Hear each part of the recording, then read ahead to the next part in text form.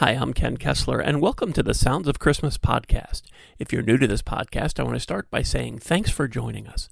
If you're not new, welcome back. Either way, I'm glad you're here. Now, to avoid any confusion, I want to start off by saying there won't be any music played here. This is a place for conversation. I'll talk about Christmas music and some related topics, sometimes by myself and sometimes with guests. If you're looking for music, just go to soundsofchristmas.com and click on the tree or the player on the front page or on the Listen Now page. You can also use our app from the Google Play Store. We play the best variety of Christmas music all year long. Well, except in October, when we play the best variety of Halloween music. This week there has been an outpouring of love on social media for Olivia Newton-John. And I wanted to spend a little time talking about her and her music. I loved Olivia. There was something truly special about her. It wasn't just because she was beautiful or sexy or anything like that. She had an amazing gift as a singer. And there was something that was just magical about listening to her. She had that something extra that she put into every song, every performance. She had a unique way of sounding like she was singing directly to you. She's a 4-time Grammy Award winner. She amassed 5 number 1 songs, 10 other top 10 hits in the United States, 7 top 10 hot country singles, 2 number 1 solo albums. 10 of her singles topped Billboard's Adult Contemporary chart. 11 of her singles have been certified gold. She has sold an estimated 100 million records worldwide, making her one of the world's best-selling artists of all time.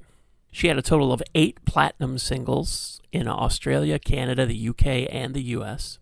And in addition to her impressive array of hits, and you probably know the songs I'm talking about, she also recorded versions of songs that she loved, as well as songs suggested by the management that she trusted, covers that many people don't even know she recorded.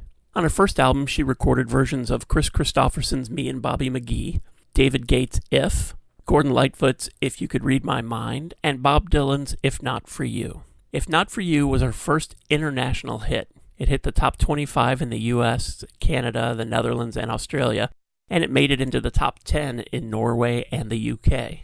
Over the years, she recorded songs by Paul Simon, George Harrison, John Denver, and Don McLean. She recorded a beautiful version of Brian Wilson's Beach Boys classic, God Only Knows. She recorded Summertime Blues, He Ain't Heavy, He's My Brother, The Long and Winding Road, Ring of Fire, and an amazing heartfelt version of Dolly Parton's Jolene. And she performed with a long list of incredible artists, including Carl Wilson from the Beach Boys, Christopher Cross, Elton John, Andy Gibb, Babyface, Keith Urban, Richard Marx, Michael McDonald, Cliff Richard, Patti LaBelle, Barry Gibb, John Travolta, and the Electric Light Orchestra, just to name a few.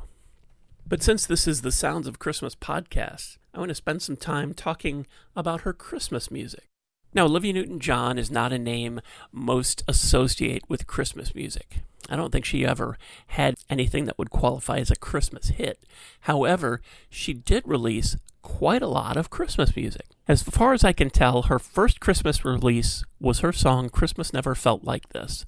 It appeared on the album Mother and Child, a collection of songs by female artists who are mothers of young children celebrating Christmas and motherhood at the same time. Amy Grant, Belinda Carlisle, and Martina McBride were just a few of the others on that album, and that was in the mid-90s. A few years later, she teamed up with Chip Davis and Mannheim Steamroller for The Christmas Angel, a family story. This was Mannheim Steamroller's 5th Christmas album, and the music was accompanied by the narration of Chip Davis and Olivia Newton-John, telling the story of a decorative angel that's stolen from the top of a Christmas tree. Olivia's only role in this album was narration. She didn't sing. She did sing on the next Christmas release. That one was called 'Tis the Season, and it was an album she did with Vince Gill that was an exclusive release to Hallmark, and that was in 2000. Vince and Olivia sang together on 2 songs, There Is No Place Like Home for the Holidays and Away in a Manger.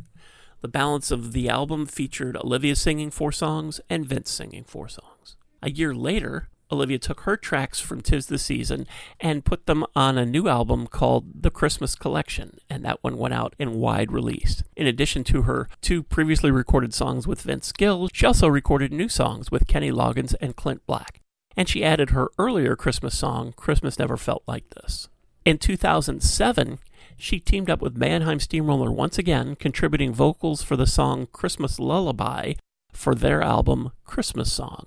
That same year, she released her Christmas album, Christmas Wish, which featured performances with John Cicada, Jim Brickman, Jan Arden, Michael McDonald, and Barry Manilow, just to name a few. Olivia co-wrote 5 of the songs on Christmas Wish, including Christmas on My Radio. And that one's not just one of my favorites, but it's also one of the highest rated songs on the Sounds of Christmas station back in those early days when you were able to rate the songs that we played.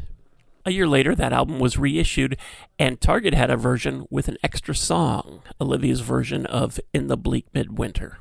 In 2009, a Christmas album was released called Christmas Carols, and this one is really for collectors as it was only available with the Christmas edition of the Australian newspaper, the Sunday Herald Sun. This CD consisted of 8 songs, all previously released.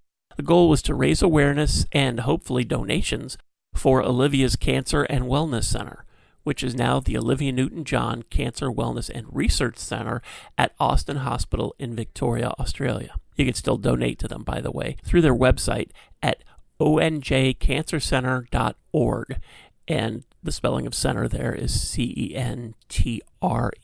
In 2012, Olivia teamed up with John Travolta for a Christmas album called This Christmas. Kenny G, Barbra Streisand, Chick Corea, Cliff Richard, Tony Bennett, and James Taylor all took part in this as well. The song I Think You Might Like It had a video, but no singles were released from the album, and the other 12 songs were all traditional Christmas songs. Olivia was on every track except the Christmas Waltz, which John Travolta did on his own. In 2016, Olivia teamed up with her friend, Australian singer John Farnham, for their album Friends for Christmas. All the songs on that album were traditional songs, and while many have appeared on Olivia's previous Christmas albums, all of the tracks on this one were newly recorded as duets. In 2020, Olivia made a guest appearance on Australian singer-songwriter Delta Goodrum's Christmas album, Only Santa Knows. Olivia sings with Delta on the original song, Merry Christmas to You. Now, I'm sure I've missed something in this list, and if your favorite is missing, I apologize, but I just wanted to share my love for Olivia Newton-John and my gratitude for all the wonderful music she's given us over the years. And I wanted to shine a spotlight on her catalog of beautiful Christmas music. Thanks for everything, Olivia. We miss you already. Thank you so much for listening and for continuing to support the Sounds of Christmas station and podcast.